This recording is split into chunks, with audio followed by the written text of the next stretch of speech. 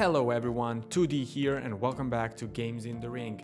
Today I think it's time to say goodbye to 2020 and hello 2021. No, that won't fix all our problems, but still we do have a lot of games coming out next year, so here are 10 games I'm most looking forward to playing in 2021. Before we do that, I am kinda new to YouTube, so it would be really nice if you could subscribe, but most of all, if you could suggest some other titles that I didn't include in this list. So, at number 10, we have Halo Infinite. Yes, this game broke our heart when it didn't come out with the release of the new Xbox, but that might be a good thing. It's really nice to see that they are going for a new gameplay approach. It is in fact an open world for the first time. No more linear levels and going from point A to point B, even though Halo did that very well. You decide what to do, when to do it, and there are different available tasks.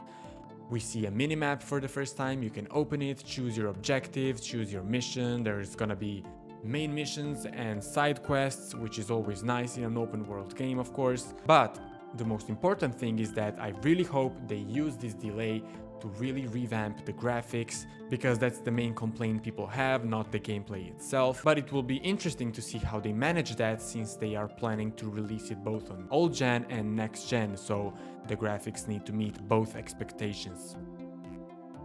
At number 9, Bethesda is back with a new title called Deathloop. It was set to be a PS5 exclusive, but I don't know if you've heard, but recently Microsoft went shopping and they bought Bethesda.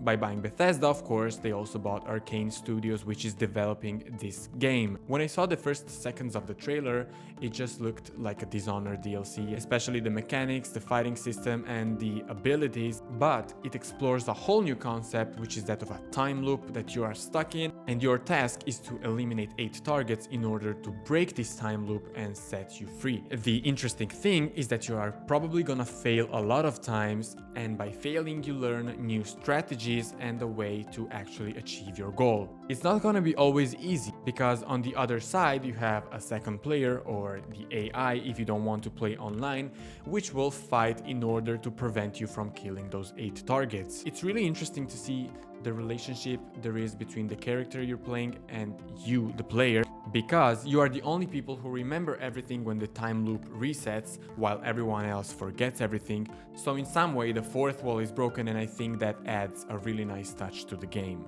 Deathloop is one of the few titles to have a precise release date, and that is the 21st of May. At number 8, Ratchet & Clank Rift Apart. Another PS5 exclusive is on the way, and it's probably going to be the most action-packed release of the year. Not only are we going back to this amazing world, but especially we are getting a lot of new features, associated of course with the release of the new console, which has a lot of power to deliver. We have ray tracing, fast loading, incredible HDR. The demo we saw back in August is just hypnotizing, and there are so many things happening on screen, and I can't get enough of it. The light-hearted dialogues are back, silly humor mixed with clever jokes. This game has a lot to offer. There's a lot of weapons to use, but this time it's all about the Rift Tether. Traveling through dimensions or from one platform or another has never been this fast and immediate as with the PS5. We will see how this plays out, but as of right now we can only hope this game comes out as soon as possible. And at number 7, we have another victim of the postponing tendency of 2020, which is of course The Medium. This game was set to release now at the end of the year in December, but probably for marketing issues and the fact that there were too many big titles coming out, they decided to postpone it by a month more or less, so now it's coming out on the 28th of January. It is gonna be available on Game Pass from day one, which is a great deal, both on consoles and PC, so this time it won't be a way to push the Xbox, it will be a way to push the Game Pass, and I'm really happy that I can play it on PC from day one. The dual reality and Akira Yamaoka working on the soundtrack are already a lot to take in. There is a strong Silent Hill vibe going on, and it's not just thanks to the famous composer. The captivating setting and mysterious atmosphere are definitely resembling that same franchise. We will see how this performs, but as for the creepier games, this is definitely the one I'm most looking forward to. At number 6, we have a game we know little or nothing about, except its title, God of War Ragnarok. Yes, that's all the teaser shows, but we know it's coming out next year. Or is it coming out next year? We don't see it scheduled anywhere, there's not a lot of news about it, might be postponed to 2022, but as of right now is scheduled to arrive next year. All we do know is that Ragnarok is a pretty strong word. It's been used a lot recently, especially Thor Ragnarok. We all remember that fantastic movie. And it means end of gods, so anything could happen in this sequel. So no precise date, no gameplay on site, but we are all waiting for it. And at number 5. Another sequel. Now, I'm gonna lose all my credibility. I haven't played the first one and it's still in my backlog, but I'm already looking forward to what Guerrilla is coming out with next year. The open world looks even better, the character design is incredible, and I'm a big fan of mixing nature and technology. That's also why I love NieR Automata and it's my favorite game ever. The trailer shows a lot of colors and I'm pretty sure there's gonna be a lot of underwater gameplay. While the Earth is dying, Aloy is going towards the Forbidden West where new enemies and factions wait. Once again, no precise release date, but we know it's coming out next year. We are now at number 4. While beloved Rocksteady is working on Suicide Squad Kill the Justice League, which is set to release in 2022, 2021 is the year of Gotham Knights, developed by Warner Bros. Games Montreal. Batman is officially dead, criminals are on the loose, and it's time for Batgirl, Robin, Nightwing and Red Hood to defend the city. The reveal trailer and the official gameplay show off a lot of action and the new co-op experience, because yes, the game can be played solo but also with another friend in the co-op experience. Mechanics seem like a lot of fun, I love the idea of using all 4 characters, and it's slightly RPG oriented, especially for the abilities which you can power up. The city looks more alive than ever, and of course the atmosphere resembles the Arkham trilogy, so I'm just counting the days before this comes out, both on consoles and PC.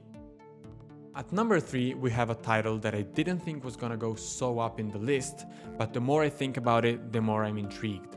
Of course, I'm talking about Far Cry 6. So prepare all your Gustavo Fring and Paulo Hermanos memes, because one of the most famous villains of the last decade is coming back in Far Cry 6 as El Presidente. We're all familiar with the franchise at this point, and Ubisoft is back with a new entry. Of course, you don't need to be a veteran to play this game, because the story is fresh new and disconnected from previous titles. The game is set on the imaginary island of Yara, where you are in the middle of a rebellion against President Anton Castillo, a leader with strong dictatorial tendencies. The trailer still gives me the chills every time, and I'm pretty sure it's gonna be a deep dive into the relationship between this strong government and the rebellion. It's one of the first titles of 2021, so it's coming out very early on the 18th of February. And at number 2, we are almost there, we have Hogwarts Legacy. This game's been talked about so much.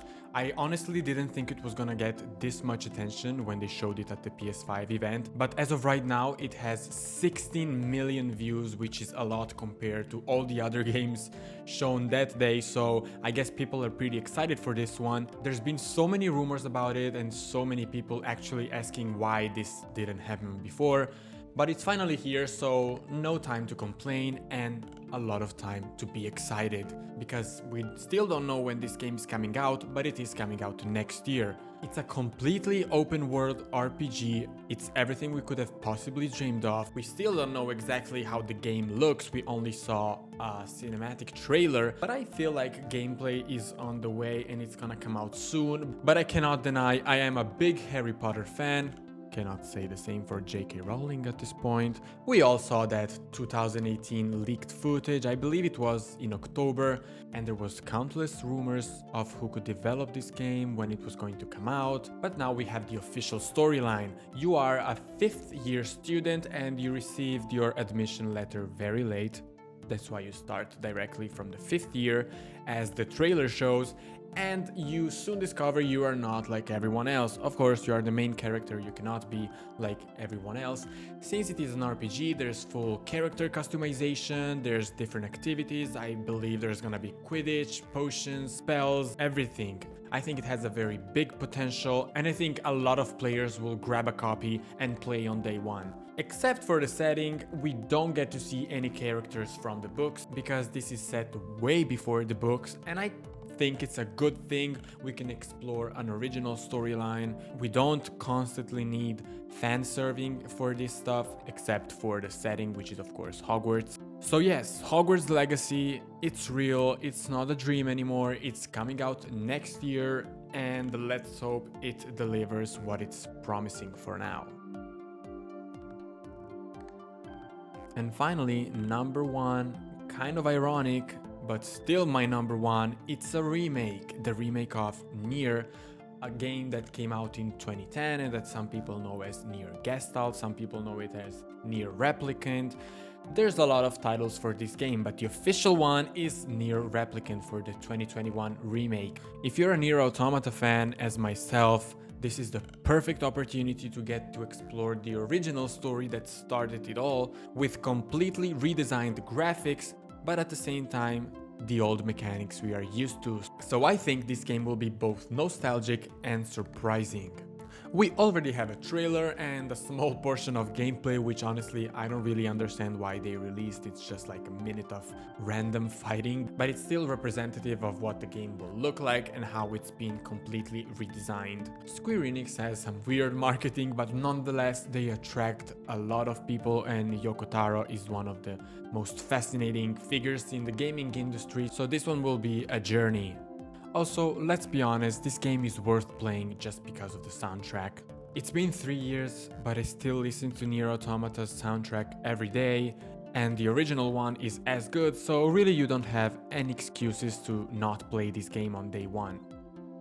Now let's talk about some honorable mentions which didn't make the list but are still coming out next year, and they are coming strong. Resident Evil is hitting shelves and it's ready to give some chills. We are already at the 8th title, but they are not slowing down, especially after the polished remakes of 2 and 3, so now it's time for a new chapter. The atmosphere is as scary as ever, and there's a nice mix of past and present, especially in visuals and characters design. Hitman is finally back with entry number 3, new mechanics, great visuals, and an Agent 47 more professional than ever. The new release by IO Interactive is set to induce even more disturbing thoughts in our heads and train our assassination skills, but good thing it's still a game, right? The Lord of the Rings Gollum is probably the biggest mystery in gaming for 2021. We only know there's Gollum, we only know it's a stealth game, and that's it. The teaser doesn't show much else. So what are we really expecting from this game? I am confused, but at the same time, I'm very intrigued and cannot wait to see this one. Gollum is a character whose story is well known, both from the original books and the movie, so I really want to see what Daedalic Entertainment is going for in this one, for one of the most interesting characters in Lord of the Rings. Ghostwire Tokyo offers a fresh and new look at the Japanese metropolis, where most of the population has suddenly disappeared, and you, as the protagonist, have to face ghosts and spirits using both martial arts and spells. 1 second you are showing off your karate moves, the other you are pronouncing weird words and doing weird hand movements to cast a spell. While being published by Bethesda, as some of the other titles we talked about today, it is developed by Tango Entertainment, and it is yet another PS5 exclusive. And let's wrap it up with the most special of mentions of a game which could have been at the number 1 of the list if the right choices were made. Cyberpunk 2077. I feel like you can probably agree with me on this one. This game should have been released the next year and it would have been even more amazing. Not that I'm not liking it, I'm loving the story, I'm just hating the gameplay, and the AI is just frustrating. Anyways, that was it for this list. These are the games I'm most looking forward to playing next year. Let me know if I missed something, if the order of these games is different for you, and let me also know your top choice. See you next time. This was Games in the Ring. I am 2D. Bye bye.